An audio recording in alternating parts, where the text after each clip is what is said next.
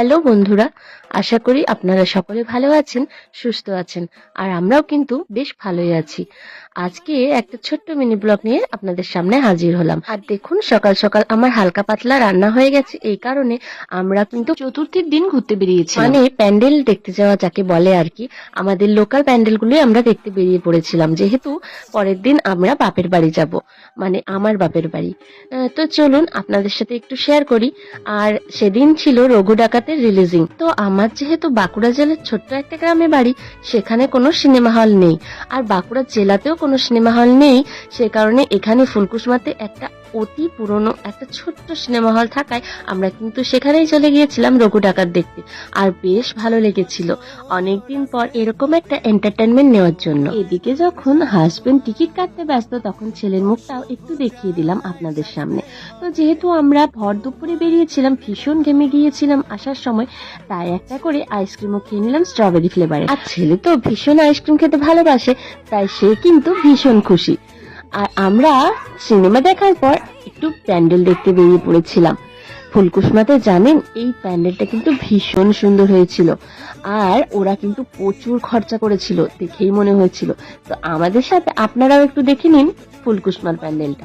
যেহেতু চতুর্থীর দিন গিয়েছিলাম, তেমন একটা থাকেনি, সে কারণে ভিডিওটা করে নিতে পেরেছি। আর এত সুন্দর প্যান্ডেল দেখার জন্য প্রতিটি মানুষই আগ্রহী থাকে, তাই না বলুন?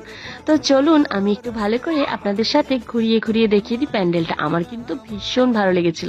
আপনাদের কেমন লেগেছে একটু কিন্তু কমেন্ট করে জানাবেন, আর আমিও তাহলে জানতে পারবো।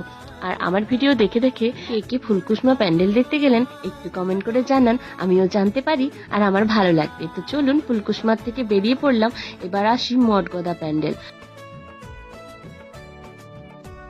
আমি আপনাদের একটু দেখাই যে কিরকম অবস্থা।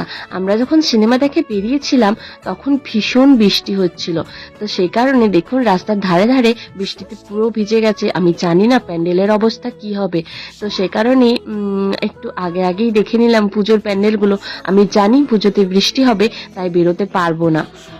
তো চলুন এখানে আমরা চাই আপনাদের সাথে প্যান্ডেল দেখতে।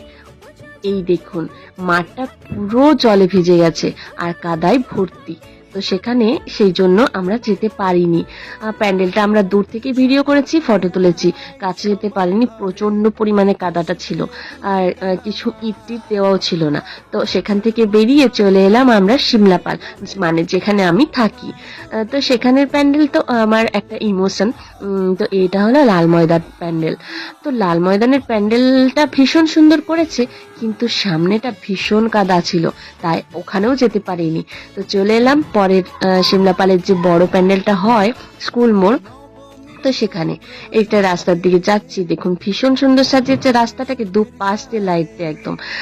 এবার একটু দেখিয়ে দিই। আর আমি জানেন তো ওখানে যে প্যান্ডেলটা ভীষণ ভালোভাবে ছবিটা মানে ভিডিও তুলতে পারিনি, তো এই কারণে ছবি শেয়ার করলাম। এই দেখুন, এটা গুজরাটের একটা শিব মন্দির করেছে। আমার ঠিক এই মুহূর্তে মনে পড়ছে না কি শিব মন্দির, কিন্তু আপনারা যদি জানতে পারেন তাহলে আমাকে একটু কমেন্টে জানাবেন এটা কি শিব মন্দির করেছে। আচ্ছা, এটা ভিতরটা আমি একটু প্যান্ডেলের ছবি তুলেছিলাম।